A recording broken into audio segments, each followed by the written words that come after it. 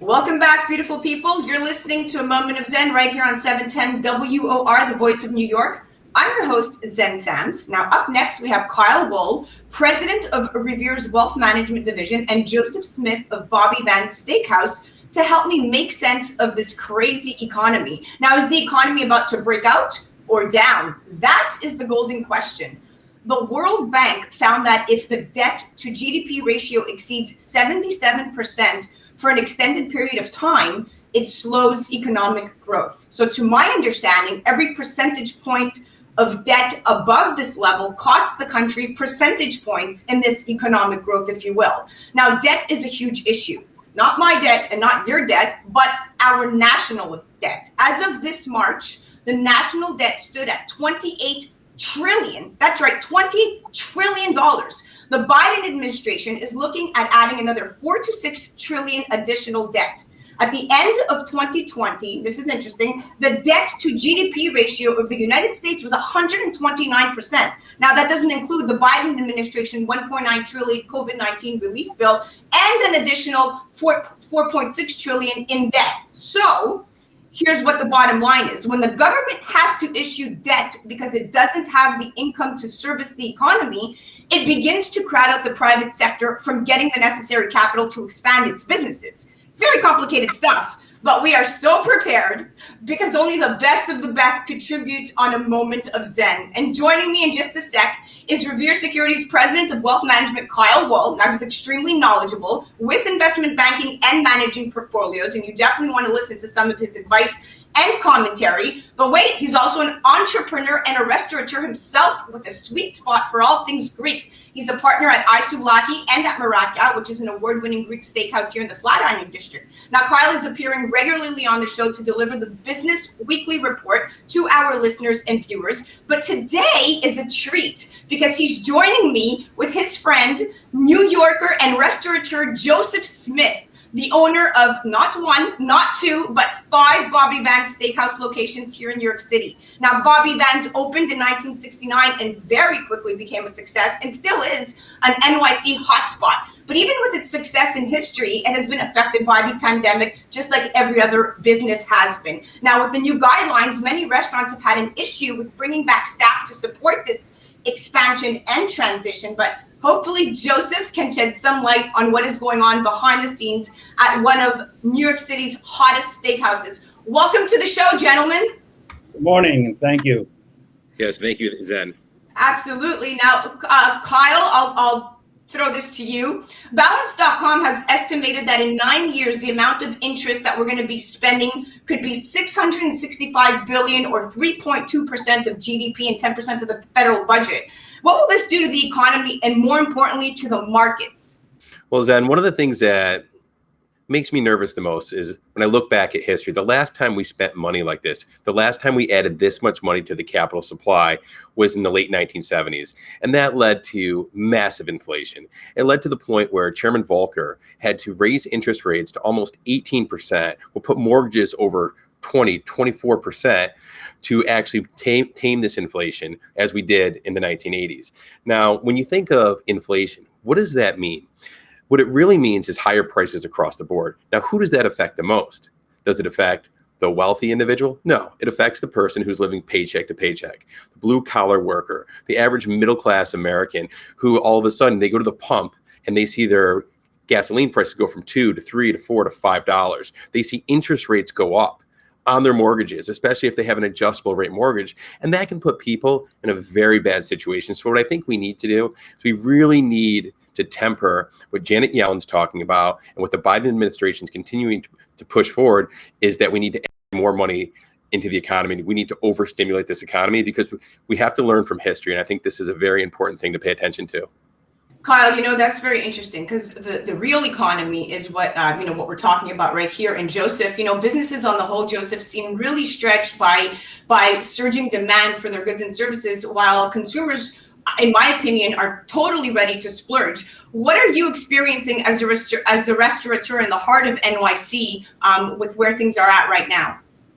Well, my locations are 45th, 50th between Broadway and 6th, 54th Lexington Park and Wall Street. And The Upper East Side is doing fantastic. They are packed at the sidewalk cafes, the same on the West Side, Soho, and also the Village.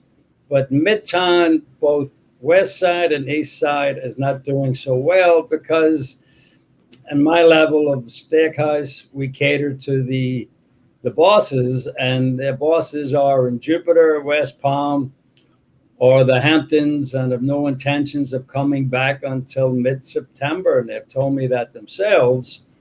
So, and also, if you're paying $300 on top of $500 to stay home, why would you come to work for $1,000 when you can pick up maybe another little job somewhere else? A couple of days, you're getting paid cash in the local restaurants where you live in Queens or the Bronx or Brooklyn, which are also very busy. Bar taking a 40-foot U-Haul to the border to pick up some help. The suggestion I have is that instead of giving them $300 not to go to work, give them $300 to go to work. Why not do that? This way, on top of their salary, they're getting the same $300. It's not costing the government anything that they were not already willing to pay, and that would get people back to work. And the financial world has to bring their people back before mid-September because it's ridiculous. I agree. And, the Richmond Fed, now we're talking about the Richmond Fed, they reported restaurants and hospitality services were unable to reopen fully because they couldn't find workers, and retailers were limiting inventories because of the shipping and production delays. So, we do see in different parts of our country different reactions to the market. Here in New York City, like you just explained, the summer seems a little bit slower to pick up, where people are fleeing to the beaches and or taking that long-awaited vacation. But I'm going to flip this to Kyle a little bit. Now, Kyle, the Beige Book also said high-income earners were actively seeking jobs to replace lost income, to Joseph's point here, while low-income earners were more likely to stay on the sidelines, again, to Joseph's point, if they were receiving government benefits. Now, this is going to catch up with us and put a ton of pressure on the market. Where is the safer investment these days? That is a big disbalance. What are you buying more or less of for your portfolios? Well, first of all, I'd like to say I agree 100% with what Joseph was just saying. The biggest differences between the Upper East Side and Midtown is you don't have the corporate lunches. You don't have people coming in from overseas to have a proper presentation by a law firm, a Wall Street firm, whatever the case may be. And when you think of great restaurants like Bobby Van, that really hurts their bottom line. They don't have the corporate card. They don't have the private parties in the back rooms. And I think that's decimating these industries.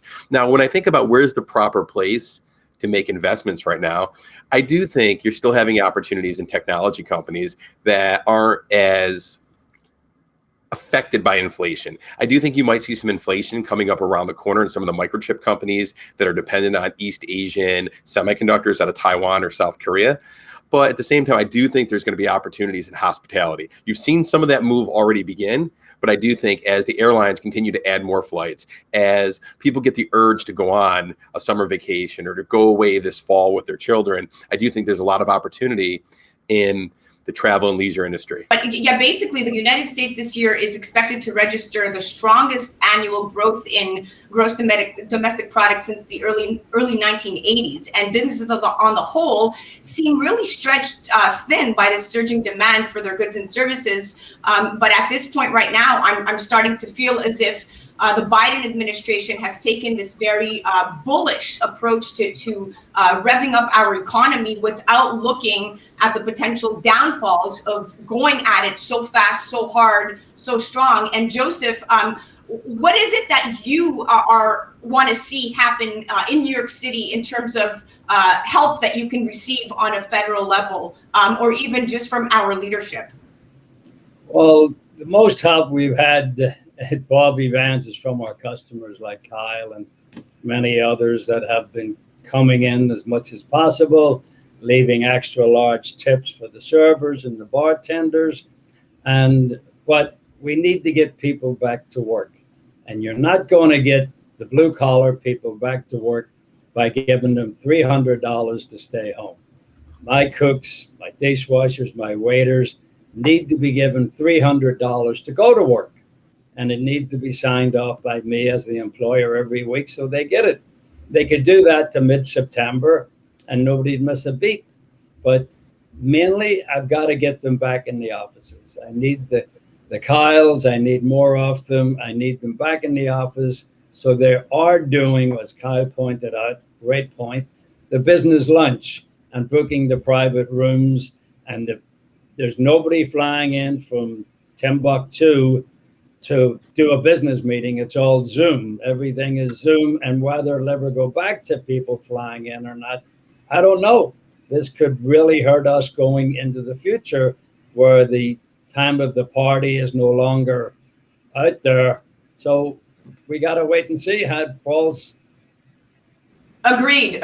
We have to wait and see. Time will tell. But I'm looking at the glass half full, not half empty. I feel very positive that by September, when schools are fully reopened, there's no choice but for people to come back and repopulate all of these homes that essentially these apartments that have been abandoned, where people have gone to the Hamptons or purchased homes in Jersey or have gone to Florida, like you said, or have gone to states with more lax guidelines, if you will, because all of these are just guidelines. I mean, the CDC, these are guidelines. These are not laws, and yet we abide by them as if it was the word of God. But some states have taken matters into their own hands, and you have seen the results. Well, I want to thank the two of you for coming on. You guys have shed some great light on an economy that I'm looking at in a positive way here, but it's quite the complicated nature of things truly this time. But Kyle, thank you so much for piping in all the time. Joseph, we will continue to send people to Bobby Van's Steakhouse. Please check them out. There's so many locations here in New York City. Bobby Van's one of the best and hottest steakhouses out there. And Kyle from Revere Wealth Management, one of our anchor sponsors, and couldn't be more proud that you are now contributing regularly. So thank you so much, guys. Thank you. It's a pleasure. You're listening to A Moment of Zen. My name is Zen Sams. We'll be right back after this.